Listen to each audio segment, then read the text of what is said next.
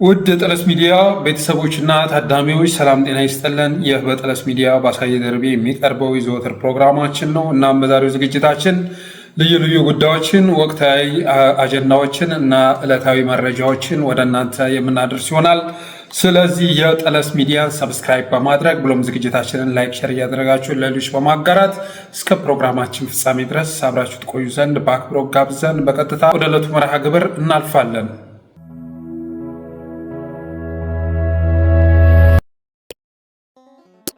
የመጀመሪያ ርዕሴን ከሰሞኑን ባሰብኩት ቁጥር የሚከነክነኝ ባሰብኩት ቁጥር የሚቆረቁረኝና እንቅልፍ የሚያሳጣኝን ርዕስ ማድረግ ወድጃለሁ፣ አጀንዳ ማድረግ ወድጃለሁ። ይህም አጀንዳ ሀገራዊ ምክክር ኮሚሽን የሚባለው የአብይ አህመድ ተላላኪ የሆነ ተቋም አሰባሰብኩት ያለውን አጀንዳ የሚመለከት ነው እና በደንብ አድርጋችሁ በጽሞና ብታስቡት እናንተንም እንደሚረብሻችሁ ጥርጥር የለውም።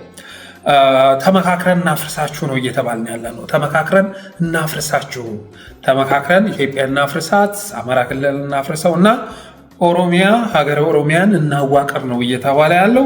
ይህንንም በአጭሩ ስቃኘው፣ አንደኛ በኦሮሚያ በኩል የቀረቡ አጀንዳዎችን ማሰብ፣ በአማራ በኩል የቀረቡ አጀንዳዎችን ስታስቡና ኦህዴድ እየሄደበት ያለውን ፍጥነት ስታስቡ፣ የኛዎቹ ደግሞ አማራን ወክለናል ብለው ሀገራዊ ምክክሩ ላይ እየተሳተፉ ያሉ ሰዎች ያሉበትን የዘግመት ደረጃ ስታሰላስሉ፣ እንዴት የሰው ልጅ በዚህ ልክ ሊራራቅ ይችላል?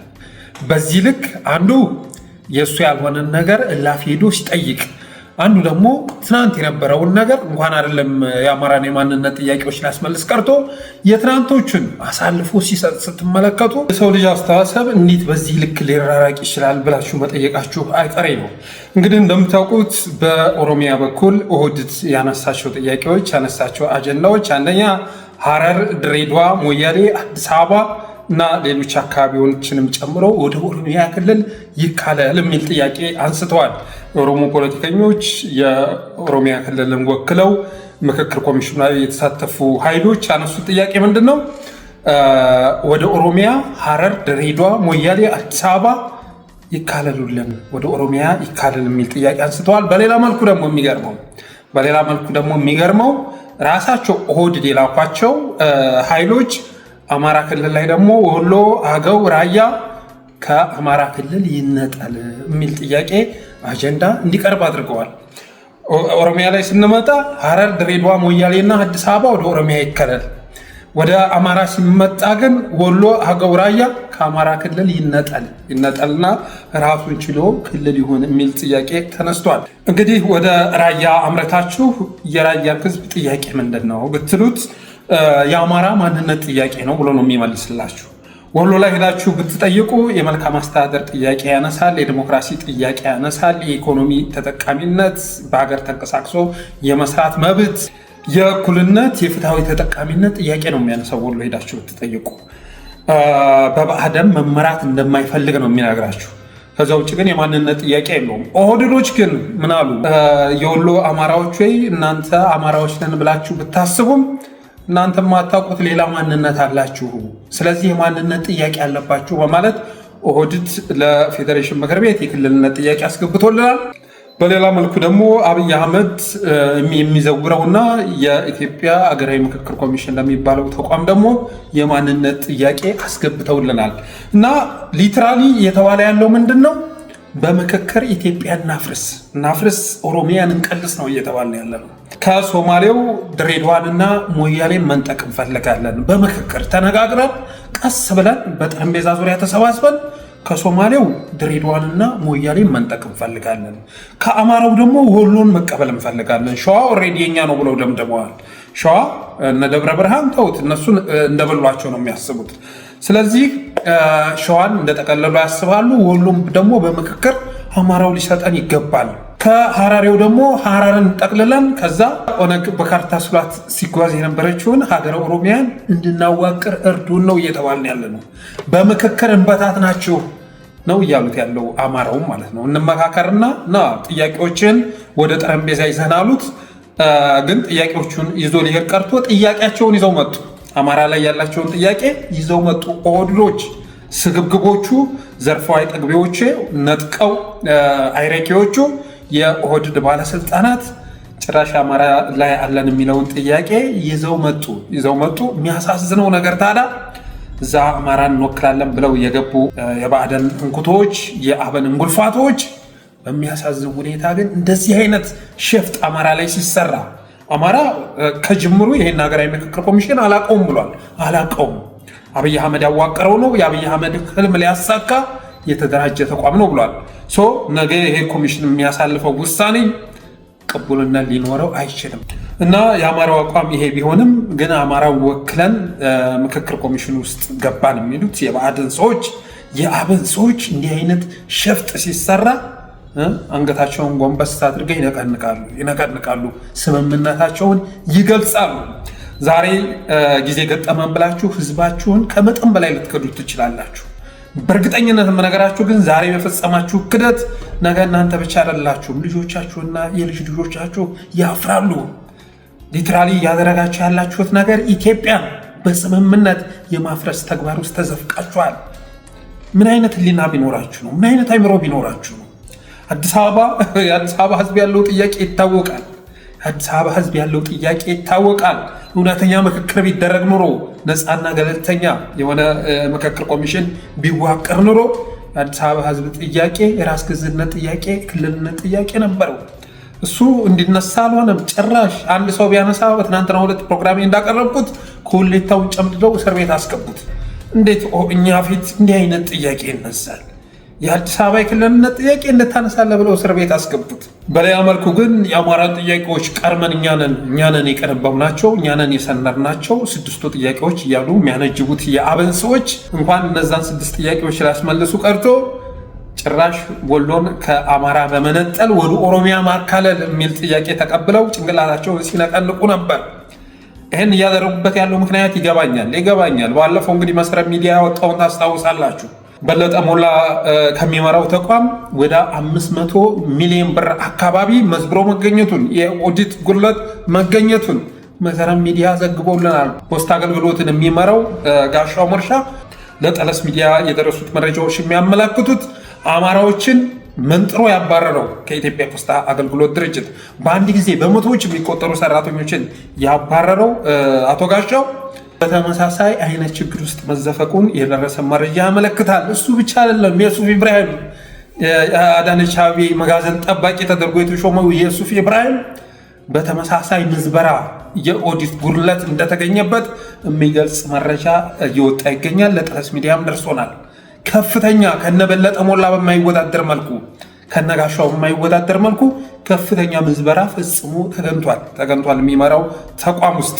ስለዚህ እንዳይጠየቁ በፈጸሙት የሙስና ወንጀል እንዳይጠየቁ አማራን መደራደሪያ አድርገው አቀረቡት።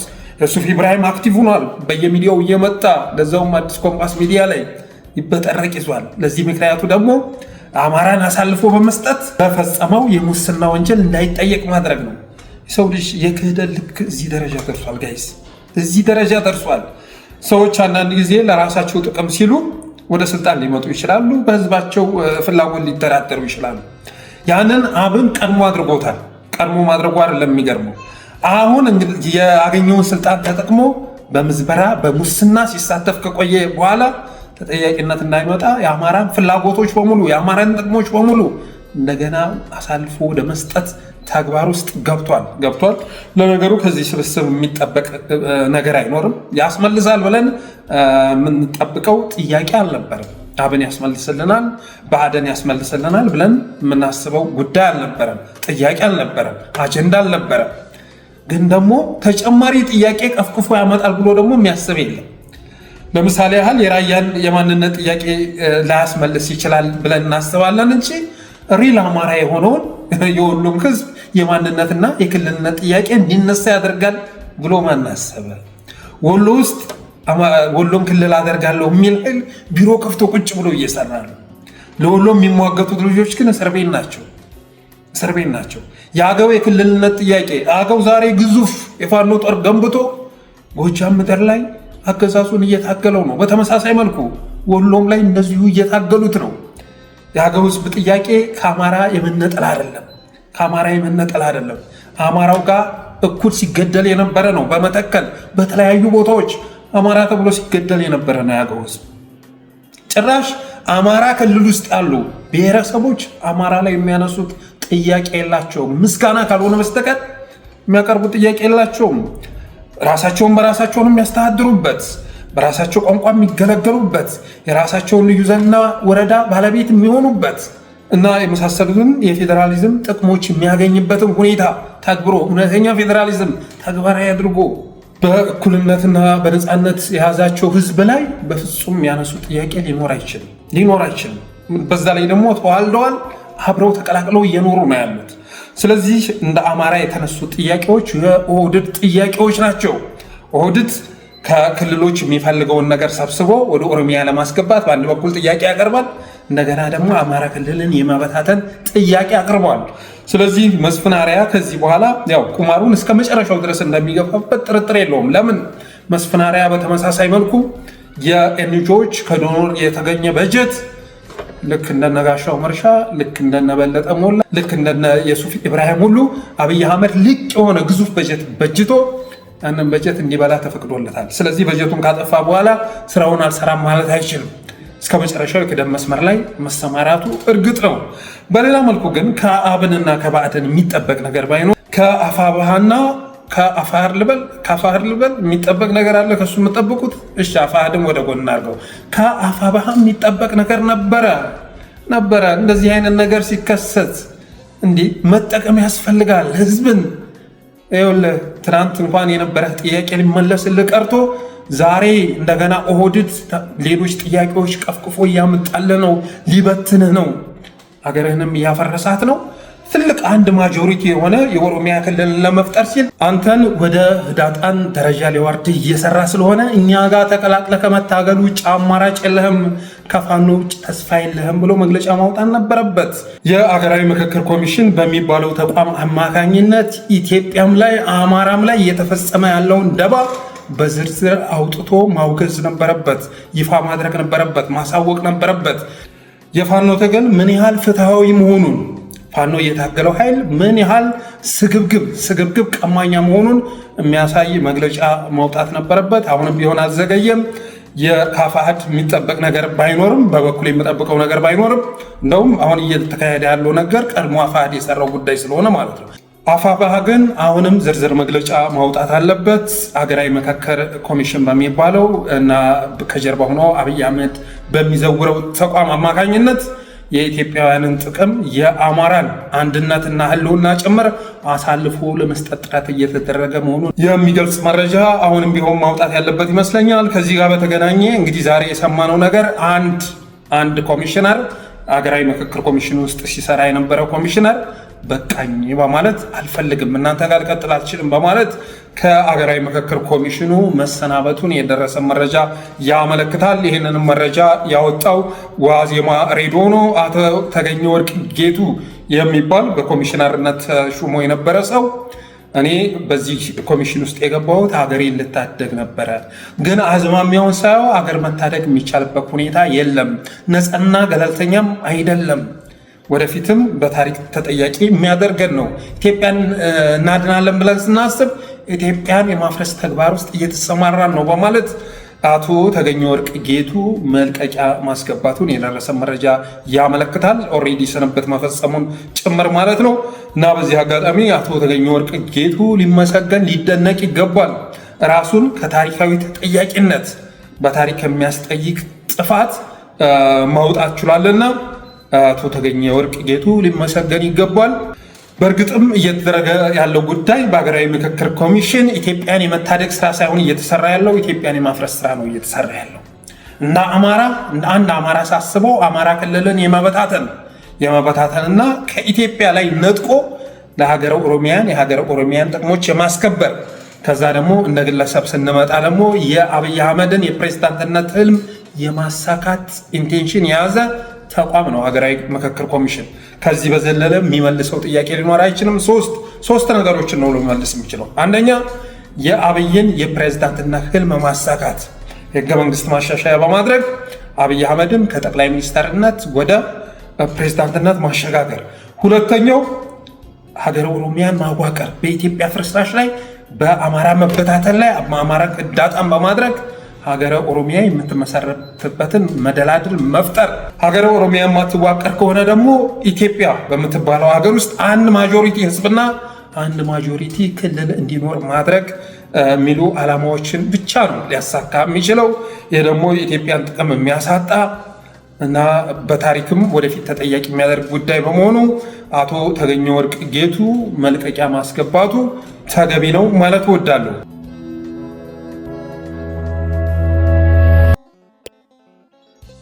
ወደ ቀጣዩ መረጃ ሲሸጋገር ስዩም ተሾመን ፍለጋ ወጥቶ ታየ ደንዳን የተቆጣጠረው የፌዴራል ፖሊስ የሚል ርዕስ መርጫለሁ። ስዩም ተሾመን ፍለጋ ወጥቶ ታየ ደንዳን የተቆጣጠረው የፌዴራል ፖሊስ እና ትናንት የሆነውን ነገር ሳስበው የነዚያ በቅሎች ታሪክ ትዝ ይለኛል። አንድ ሰውዬ ነጭና ጥቁር ሁለት በቅሎች ነበሩት። ከዛ ሁለቱንም በቅሎች ወደ መስክ ይወስዳቸውና ሳር እንዲግጡ ማለት ነው አስሯቸው ይመለሳል ወደ ቤቱ እና ማታ ወደ ጋጣቸው ሊያስገባ ሲሄድ አንዷ በቅሎ ነጯ በጥሳ መጥፋቷን ይረዳል። ከዛ ያገኛትን ጥቁር በቅሎ ይዞ ይመጣና ጋጣ ውስጥ አስገብቶ ይገርፋታል። ይህንንም የተመለከተ ጎረቤቱ ምን እያደረክ ነው ብሎ ሲጠይቀው ነጯ በቅሎ ጠፍታኝ ነው በማለት ይመልስለታል። እና ነጯ በቅሎ በጠፋችው ለምንድን ነው ጥቁሯን የምትደበድባት ተብሎ ሲጠይቅ ይችስ ቢሆን አልበጠስላም ብሎ ነው እንጂ ቢበጠስላን ኑሮ መች መጥፋቷ ይቀር ነበር ብሎ መለሰለታሉ። ምን ለማለት ፈልጌ ነው? ትናንትና አቶ ታየ ደንደአ በቁጥጥር ስር የዋለው ስዩም ተሾመ በወጣ ማደኛ ነው። ስዩም ተሾመ ባጠፋው ጥፋት ነው ታየ ደንደአ ዋጋ እንዲከፍል እየተደረገ ያለው። እንግዲህ ስዩም ተሾመ እንደምታውቁት ከአብይ በሚመጣ ትዕዛዝ ለአብይ ያልገበሩና ሕሊናቸውን መግደል ያልቻሉ ሰዎችን ሁሌ እነሱን እየወነጀለ እያንቋሸሸ እያጠለሸ በፈጠራ ክስ ሲወነጅል የስም ማጥፋት እየፈጸመ ሲያንቋሸሽና ሲያጠለሽ የነበረ ሰው ነው። ነፃ ውይይት የሚል ስያሜ በሰጠው ሚዲያ ላይ ስዩም ተሾመ ነፃ ሆኖ የህግ ተጠያቂነት ይመጣብኛል ብሎ ሳይፈራ የፈለገውን ሰው ሲዘረጥጥ ሲፈጠፍጥ እንደሚውል የሚታወቅ ነው። በተወሰነ መልኩም ቢሆን ነፃ ሆነው የሚንቀሳቀሱ ጋዜጠኞችን፣ አክቲቪስቶችን፣ ፖለቲከኞችን፣ ታዋቂና አዋቂ ሰዎችን ስዩም ተሾመ ግማሹን አሳስሮ ግማሹን ከሀገር አባሮ ከጨረሰ በኋላ እንደገና ወህኒ ቤት ውስጥ ገብቶ የአማራ ልጆችን ስም ሲበክል የነበረ ሰው ነው። ወንጅሎ ወደ እስር ቤት እንዲገቡ ከማድረግ ባለፈ እስር ቤት ከገቡ በኋላ ደግሞ ተጨማሪ ክስ እየፈጠረ ሲለድፍባቸው ነበር። ቅጣት ሲያስተላልፍባቸው ነበር። ዳኞቹን ትዕዛዝ ሲሰጣቸው ነበረ። ከዛም ባለፈ ደግሞ ዳኞቹንም ሲያስጠነቅቅ ተሰምቷል። እና በዚህ የተበሳጩ የአማራ ልጆች በዳኝነት ሂደቱ በፍትህ ሂደቱ ውስጥ ጣልቃ እያገባብን ነው በማለት ስዩም ተሾመ መክሰሳቸው ይታወቃል። እነ ክርስቲያን ታደለ እና ዮሐንስ ቦያለው ዳኞቹም የቀረበው ክስ ተገቢ መሆኑን አምነው ከዛ ስዩም ተሾመ ታስሮ እንዲቀርብ ትዕዛዝ ሰጥተው ነበር ዳኞቹ። እና መጀመሪያ የተላከው ፌዴራል ፖሊስ ስዩም ተሾመን እንዲያመጣ የተላከው ፌዴራል ፖሊስ ምን ብሎ ቢመለስ ጥሩ ነው? ስዩም ተሾመን ፈልጌ ላገኘው አልቻልኩም የሚል መልስ ሲሰጥ፣ ከእንደገና ለሁለተኛ ጊዜ የተላከው ፖሊስ ደግሞ ስዩም ተሾመን አቀረብክ ወይ መሆነ ነው ሳታቀርብ የቀረኸው ተብሎ ሲጠየቅ ሁለተኛው ፖሊስ ምን ብሎ ቢጠይቅ ጥሩ ነው? ክቡር ዳኛ ሆይ የእርስዎን ትዕዛዝ ሰምቼ ላስረው የነበረው ሰውዬ አሳስሮ ሊያስቀረኝ ለጥቂት ነው አምልጬ የመጣሁት በማለት መለሳሉ። ስዩም ተሾመን ሊያሰር ሄደው ፖሊስ ሊታሰር ነበር የሚል መረጃ ደረሰን። ሊያሳስረው ስዩም ተሾመን ሊያሳስረው ለምን? ስዩም የሚናገረው ነገር አብይ የሚፈልገውን ነው። ከአብይ በመጣ ትዕዛዝ መሰረት ነው ያው ላይ የሚያሰራጨው። የሚናገረው ነገር በሙሉ የአብይን አቋም የሚያንጸባርቅ ነው። እንደ ማንኛውም ጋዜጠኛና ተንታኝ ስዩም ተሾመን ሊያመጣ ሄደው ፖሊስ አስራለሁ ብዬ ሳስብ ጭራሽ ሊያሳስረኝ ለጥቂት ነው የተረፍኩት በማለት መለሳሉ። እና ያን ሳስብ የጅቦቹ ታሪክ ትዝ አለኝ። ሁለት ጅቦች ከሀገራቸው ይሰደታሉ እና ወደ ተመሳሳይ ሀገር ለመሄድ ማለት ነው ቦርደር ላይ ይገናኛሉ እና ያወራሉ። አንዱ ጅብ ሌላኛውን ጅብ ምን ሆነ ተሰደድክ? ከሀገር የተሰደድከው ምን ሆነ ነው ብሎ ሲጠይቀው መበለው አጥቼ ጭራሽ የሚላስ የሚቀመስ በመጥፋቱ የተነሳ ሀገር ላይ ድርቅም ተከሰተ፣ የሚበላ ነገር አጣው፣ በረሃብ ከምሞት ብሰደድ ይሻላል ብዬ ነው የወጣሁት በማለት ከመለሰ በኋላ አንተሳ ምን ሆነ ነው ከሀገር የተሰደድከው ብሎ ያኛውን ጅብ ይጠይቀዋል ማለት ነው። እና በዚህን ጊዜ ብሎ ቢመልስለት ጥሩ ነው። እኔ እንኳን ከሀገር የተሰደድኩት በሀገሩ ድርቅ በመከሰቱ የተነሳ የሚበላ የሚላስ በመጥፋቱ የተነሳ እኔን ሊበሉ ሲሉ አምልጬ ነው የተሰደድኩት ብሎ መለሰለታል ጅቡ። ያኛው ጅብ የምበለው አጥቼ ነው የተሰደድኩት በማለት ሲመለስ፣ ይሄኛው ጅብ ደግሞ ሊበሉ ለትንሽ አምልጬ ነው ከሀገር የወጣሁት ብሎ መለሳሉ።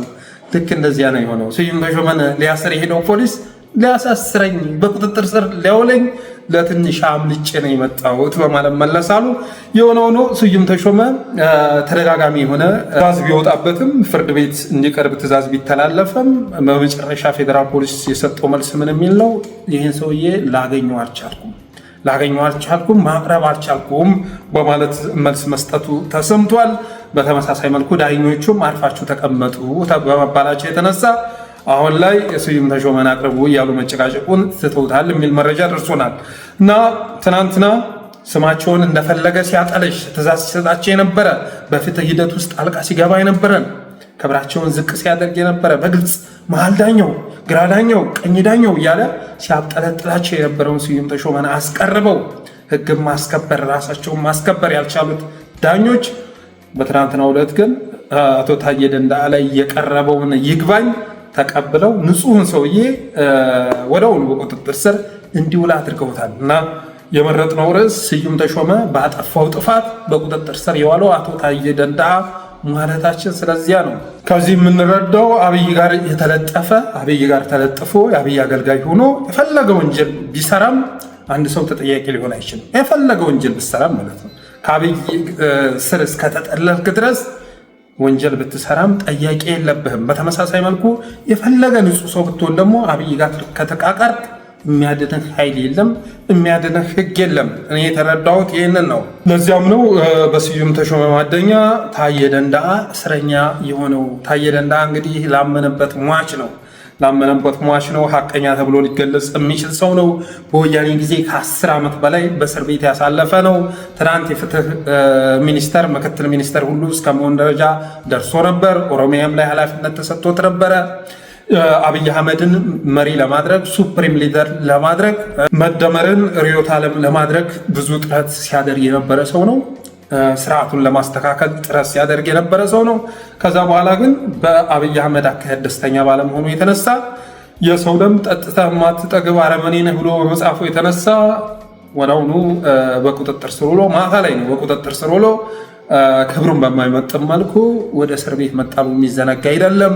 በማግስቱ ጠዋት ደግሞ ቤተሰቦቹን ተሰጥቶት ከነበረው ቤት ውስጥ መንግለው አውጥተው ነው ጎዳና ላይ ነው ይጣሏቸው፣ ጎዳና ላይ ነው የደፏቸው። ብዙ ግፍ ተፈጽሞበታል። ለወራት ታስሮ ከከረመ በኋላም በነ ደራርቱ ቱሉ ምልጃ ከእስር ቤት እንዲወጣ መደረጉ የሚዘነጋ አይደለም። ደራርቱ ቱሉ ሽምግልና ስትሄድ እነ ዮሐንስ ቦያለውን፣ እነ ክርስቲያን ታደለን፣ እነ ዶክተር ቴዎድሮስን፣ እነ ጎበዜ ሲሳይ፣ እነ ዳዊት በጋሻው፣ እነ መስከረም አበራ፣ ሌሎች የአማራ ፖለቲከኞችን፣ አክቲቪስቶችን፣ ጋዜጠኞችን እዛ ምልጃ ውስጥ ሳታቀላቅል ዘረኛዋ የአትሌቲክስ ፌዴሬሽን ፕሬዚዳንት የነበረችው ደራርቱ ቱሉ ታዬ ደንደዓን ጉዳይ ብቻ አንጠልጥላ በመሄድ እንዲፈታ ማድረግ ችላ ነበር። በደራርቱ ምልጃ ከተፈታ በኋላ ታዬ ደንደዓ እንደገና ወደ ቅዋሜ ተመለሰ። ወደ ቅዋሜ ሲመለስ ደግሞ ፍጹም ሰላማዊ በሆነ መልኩ ሲንቀሳቀስ ነበረ። የሚጽፋቸው ነገሮች የአብይ አህመድን እና ያገዛዙን ገመናዎች የሚያሰጣ እርቃን የሚያስቀር ቢሆንም ግን በህግ የሚያስጠይቁ አልነበሩም። በተለይ ደግሞ የታፈነው ጠጣር እውነት ሲገለጽ በሚል ርዕስ ሲጽፋቸው የነበሩ አርቲክሎች በጣም ውብ ነበሩ። ብዙ ነገር አብራርተው የሚያሳዩ ነበረ። ከእስር ቤት ከወጣ በኋላ ታዬ ሻርፕ የሆነ ጭንቅላት ይዞ መውጣቱን፣ ሻርፕ የሆነ አስተሳሰብ ማራመድ መጀመሩን የሚገልጹ ነበረ እና እኔ እነዛን ሲጽፍ ቀድሞ ጥግ ይዞ እየጻፈ መስሎኝ ነበረ። ለካ ታዬ ደንደዓ ቤት ሆኖ ነበር ሲጽፍ የነበረው። ይሄ ነገር በጣም ነው የሚያበሳጨው። ታዬ ከተፈታ ጊዜ አንስቶ በፌስቡክ ገጹ ባጋራቸው ጽሁፎች የብልጽግናን ሴራ ከማክሸፍ ባለፈ ወንጀል ባይሰራም ግን ቤቱ ሆኖ መገኘቱ እና ቤቱ ሆኖ ሲጽፍ መቆየቱ ተሸውዷል ብዬ ነው የማስበው። አንድ በአምባሰል ግጥም ውስጥ ታዋቂ የሆነ ስንኝ አለ። የቆመውን አውሬ የተኛው መግደሉ ስፍራ በመያዝ ነው በመደላደሉ የሚል ውብ ስንኝ አለ። የቆመውን አውሬ የተኛው መግደሉ ስፍራ በመያዝ ነው በመደላደሉ እንደተባለው ታዬ ደንደዓ ሲጽፍ የነበረው ስፍራ ሳይዝ ነው። እንግዲህ ብዙ ነገር መስራት ይችል ነበር። በነገራችን ላይ እነዛን ጽሁፎች ለመጻፍ ግዴታ አዲስ አበባ የሆነ ቤት ውስጥ መገኘት አይጠይቅም ነበር። ሌላ ቦታ ላይ ሆኖ ተመሳሳይ አይነት ጽሁፎችን እየጻፈ ቢቀጥል እንኳ ብዙ ነገር መስራት ይችል ነበር፣ ብዙ ነገር ማድረግ ይችል ነበር። ግን ያንን ባለማድረጉ የተነሳ አብይ አህመድ እቺ ቆሎ ካደረች አትቆረጠምም ብሎ አፈፍ አድርጎ መልሶ ወደ እስር ቤት አስገብቶታል። ያም ሆኖ እንደ ባቲ ኡርጌሳ ስላልገደሉት ተመስገን ማለት ያስፈልጋል። ሳይገሉት መቅረታቸው ራሱ መልካም ሆነውለታል፣ ራርተውለታል ማለት ይቻላል። በተረፈ የታየ እስር ምንን ያመለክታል? አንደኛ የአብይ ፍርሃት ብዕርን በጣም የሚፈራ ሰው መሆኑን የሚያመላክት ይመስለኛል። የፖለቲካ ስነ ምህዳሩ መዘጋጋቱን እነ ልደቱ አያሌው ለውጥ እናመጣበታለን እያሉ የሚያስቡት ሰላማዊ ትግል ሜዳ መቆላለፉን፣ ልደቱ አያሌውም አትግባ ተብሎ ተከለከለ እንጂ ቢገባ ኑሮ ይሄኔ ታየንና እስር ቤት ሆኖ ከመጠበቅ በዘለለ የሚሰራው ቅንጣት ታክል ነገር አይኖርም ነበረ። የፋኖ ትግል ተገቢ መሆኑን ፋኖ ከተሰማራበት የትግል መስመር ውጭ ሌላ አማራጭ አለመኖሩን የሚያሳይ ነው። የፍትህ ስርዓቱ ዝቅጠት እሱንም የሚያሳይ ነው። በፖለቲከኞች የሚመሩ ራሳቸውንም ህጉንም የማያስከብሩ በትዕዛዝ የሚሰሩ ዳኞች መኖራቸውን የሚገልጽ ነው። ትናንት እነዛ ያብጠለጠላቸው በፍትህ ስርዓቱ በህግ ሂደት ውስጥ ጣልቃ ገብቶ ስዩም ተሾመ ሲፈተፍት አንዳች ነገር ማድረግ የማይችሉ አርፋችሁ ተቀመጡ ሲባሉ አርፈው የሚቀመጡ ከዛ ትናንት በዋስ የለቀቁትን ለዛውም እኮ ከፌዴራል ከፍተኛ ፍርድ ቤት በላይ ተሄዶ ነው ይግባኝ የተጠየቀው። እነዛ ራሱ ተቀብለው ይግባኙን ተቀብለው እንደገና ታየንን አን ያህል ንጹህ ሰው እስር ቤት እንዲገባ አድርገዋል። ስለዚህ የፍትህ ስርዓቱ መዝቀጡን የሚያሳይ ነው። በፖለቲከኞች የሚመሩ ራሳቸውንም ህጉንም የማያስከብሩ በትዕዛዝ የሚሰሩ ዳኞች መፈጠራቸውን የሚገልጽ ነው። ብልጽግና ከ10 ሚሊዮን በላይ የፓርቲ አባላት አለኝ እያለ ሲደሰኩር የሚውል ቢሆንም የአንድ ሰው ሀሳብ ማሸነፍ አቅቶት ማሰርን አማራጭ ማድረጉን ሀገራዊ ምክክር ከታጣቂዎችም ጋር ቢሆን እናደርጋለን ብሎ በፕሮፓጋንዳ የሚለፈልፈው አገዛዝ በሀሳብ ሜዳ በሰላማዊ ትግል የሚንቀሳቀሱትን ግን አፈፍ እያደረገ እስር ቤት የሚጥል መሆኑን የሚገልጽ ነው። ሁሉም ነገር ትርጉም እንደሌለው የሚገልጽ ነው። ስለ ብሔራዊ መግባባት እየመከረ የተለየ ሀሳብ ያላቸውን ሰዎች ያፍናል። ስለ ሰላም እያወራ ነፃነትን ያከስማል። አንድነትን እየሰበከ ልዩነትን ያሰፋል። ይህን ነው እያደረገ ያለው ብልጽግና እና በታየ ደንደዓ በኩል የተላለፈው መልእክት ምንድን ነው? አብይ አህመድን መታገል የሚቻለው በትጥቅ ትግል ነው። ከዛ ውጭ ግን አብይ ካለ የማይደረግ ነገር የለም፣ የማይሆን ነገር የለም። ሚስቴን ማንጎሽሟት አይሉም አይሉም፣ በሬን ማናርሶት አይሉም አይሉም፣ ቀን የጎደለ ቀን ይደረጋል ሁሉም እንደተባለው ቤቴን ማናፍርሱት፣ ክብሬን ማናጉድፉት፣ ግቤን ማንደፍሩት አይሉም አይሉም። አብይ ይሁን ካለ የማይሆን ጉድ የለም። ምክንያቱም ዙፋን የያዘ ሰው የኔ ቃል ፊርማ ነው፣ የኔ ቃል ህግ ነው በአደባባይ ካለ የኔ ማለት ከንቱ እኔ ማለት ቀረ። እናም ይሄ ወፈፌ ንጉስ ወፈፍ ያደረገው ዕለት አብሮ ያላበደ አብሮ ያልቀወሰ ያን ጊዜ ያበቃለት። በዘፍጥረት መጽሐፍ የእግዚአብሔር ቅዱስ ቃል ምድሩ ምድር ሆነ፣ ሰማዩ ሰየመ፣ እግዚአብሔር ይሁን ሲል እንደሚለው ሁሉ ወፈፌ ሲነግስ በህግ የተገኘ በቃል ነው የሚፈርስ፣ ቅዱስ የተባለው ድንገት ነው የሚረክስ። በትሩ ሲገባ እንደ አብይ ካለ ጠሽ በአንድ ቀጭን ትእዛዝ እድፉ ሲነጣ ጽዱ ሰው ሲጠለሽ የተካበው ሁሉ እንደ ካሳንቺስ ቤት ስለሚሆን ፈራሽ የኔና እኔ ማለት እንዳጫሉ ጠፊ እንደ በቴ ብላሽ ማለት እንወዳለን። የሆነ ያለው ነገር ይሄ ስለሆነ ማለት ነው። አብይ ይሁን ካለ እድፍ የሆነው ሰው ንጹህ ተብሎ ሊቀርብ ይችላል። በተመሳሳይ መልኩ ደግሞ አብይ ካስተላለፈ የኔ ቃል ህግ ነው ብሎ የተናገረው ንጉስ ትእዛዝ ከሰጠ ደግሞ ንጹህ የተባለው ሰው እድፍ ሆኖ ሊገኝ ይችላል።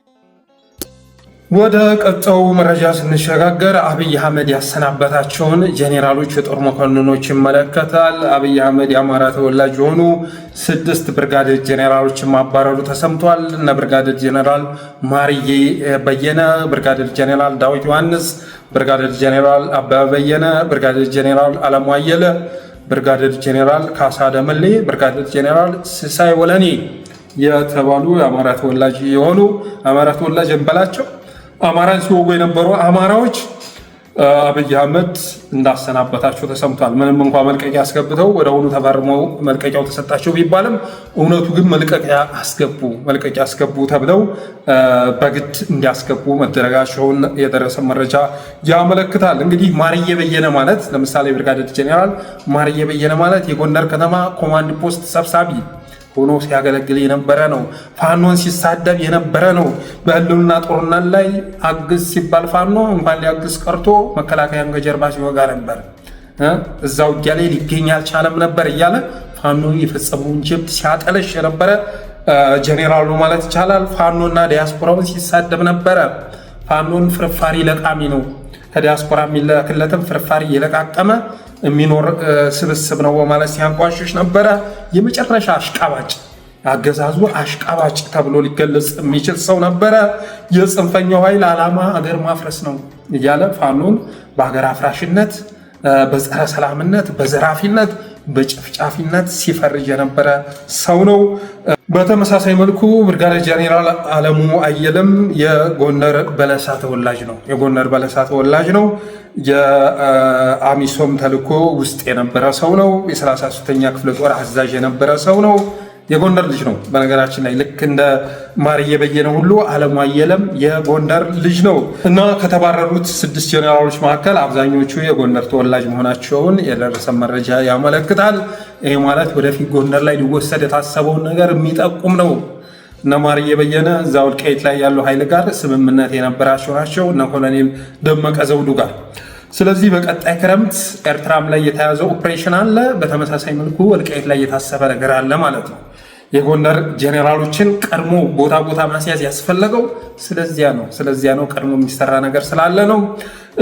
ግን አሁንም ቢሆን ፖለቲካው ላይ ኢንቮልቭ እያደረገ ያለው የተወሰኑ የዛ አካባቢ ኤሊቶች ግን አሁንም ቢሆን ከብልጽግና ተስፋ ማድረጋቸውን የአብይ አህመድ ህልም ምን አይነት መሆኑን መረዳት አልቻሉም። አሁንም ህዝባቸውን ያደነዝዛሉ። ራሳቸው ደንዝዘው ሌላውን ሲያደነዝዙ ታገኟቸዋላችሁ። አብይ በታሪክ እንኳን የወልቃይትን ጥያቄ ሊመልስ ቀርቶ ይኸውልህ ራያ ላይ የማንነትና የክልልነት ጥያቄ እያነሳ ነው በሀገራዊ ምክክር ኮሚሽኑ በኩል።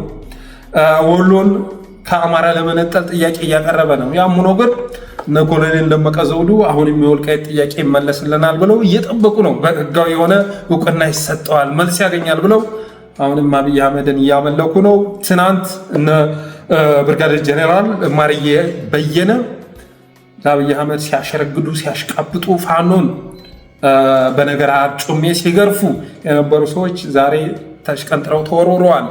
የነ ኮሎኔል ደመቀ ዘውዱ ጣፈንታም ከዚህ የተለየ አይደለም። እስኪ ትናንትና ማርዬ በየነ ምን ሲል ነበር የሚለውን ቀንጨብ አድርገን ሰምተን እንመለስ። እነዚህ ሰዎች የአማራን ህዝብ ጥያቄ የሚመልሱ ሰዎች አለመሆናቸውን በተገቢው መረዳት ይጠይቃል። በህልውና ዘመቻ ላይ ኑ አግዙ ሲባሉ ከመፈጠራቸውም ያልነበሩ ናቸው። ይህ ኃይል የሚደገፈው ከዲያስፖራ ነው ነገር እና በዚህ ፍርፋሪ ተሳስረው ይሄ ፕሮፓጋንዳውን ይልካሉ፣ ገንዘብ ይመጣል።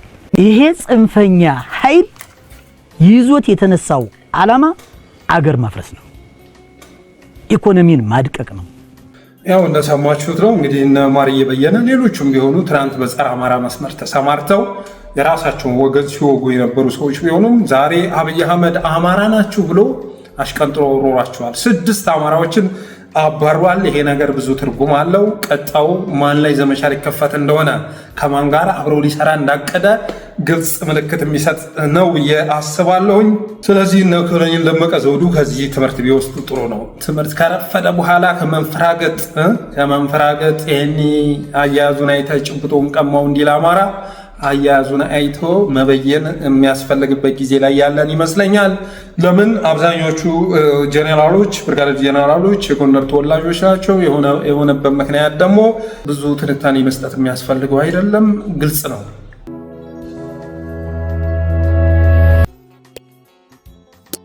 ወደ ቀጣዩ አጫጭር መረጃ ሲሸጋገር ጣናነሽ እንግዲህ ከ1 ወር በላይ ሆናት ከጅቡቲ ተነስታ መጨረሻ መዳረሻዋ ባህር ዳር ይሆናል ተብሎ ሲወራ ነበር።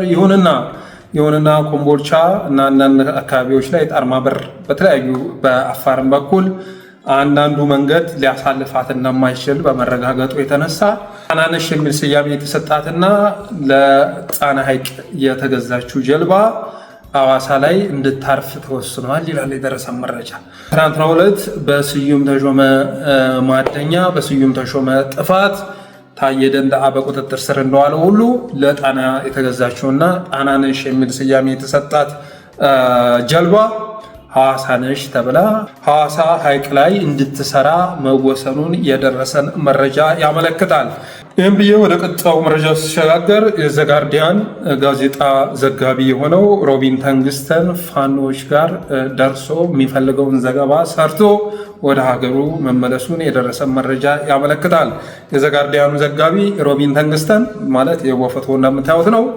የወሎ ፋኖዎች ጋር ሂዶ የፋኖ እንቅስቃሴ ያለበትን ሁኔታ ገምግሞ የፋኖን የትግል ምክንያቶች አጥንቶ አብይ አህመድ እየፈጸመ ያለውን ግፍ በድሮን በተለያዩ ከባድ መሳሪያ አማራ ሕዝብ ላይ የጨፈጨፈውን ግፍ ሰንዶ ወደ ሀገሩ መመለሱን የደረሰ መረጃ ያመለክታል። ትናንትና ከሸዋ፣ ከወሎ፣ ከጎጃም፣ ከጎንደር የተሰባሰቡ ፋኖች ሰታት ብለው ቋራ ላይ ሄደው አፋባሃን ሲመሰረቱ ምንም መረጃ የሌለው የብልጽግናው አገዛዝ የብአዴን ተላላኪ ቡድን በተመሳሳይ መልኩ የሁላችሁ ፈረንጆቹ እየመጡ ዓለም አቀፍ ጋዜጠኞች እየመጡ ፋኖን አነጋግረው ሲመለሱ መረጃ የላቸውም። እነዚህ ሰዎች ሀገር እናስተዳድራለን ይላሉ እንጂ በፍጹም ሀገሩ እኮ ከነሱ ቁጥጥር ውጭ ነው ያለው። አብይ አህመድን የኢትዮጵያ ጠቅላይ ሚኒስትር ብሎ ማለት አይቻልም። የሸገር ከንቲባ ነው፣ የሸገር ጠቅላይ ሚኒስትር ነው የምንለው በምክንያት ነው። በመሆኑም የዘጋርዲያኑ ዘጋቢ ሮቢን ተንግስተን ፋኖዎች ጋር ሂዶ የአብይ አህመድ አገዛዝ በአማራ ሕዝብ ላይ እየፈጸመ ያለውን ግፍ፣ ጭፍጨፋ፣ ፋኖን የትግል ምክንያት እና ትግሉ ያለበትን ሁኔታ እንዳጠቃላይ ሰንዶ ወደ ሀገሩ መመለሱን የደረሰ መረጃ ያመለክታል። በተረፈ አብራችሁ ስለቆያችሁ አመሰግናለሁ። የጠለስ ሚዲያ ሜምበርና ሰብስክራይበር በመሆን ስፒከሮችን በማበረከት ብሎም ዝግጅታችንን ላይክ፣ ሸር እያደረጋችሁ ለሌሎች በማጋራት ሚዲያችንን አበረታቱ። ላለሁ አመሰግናለሁ።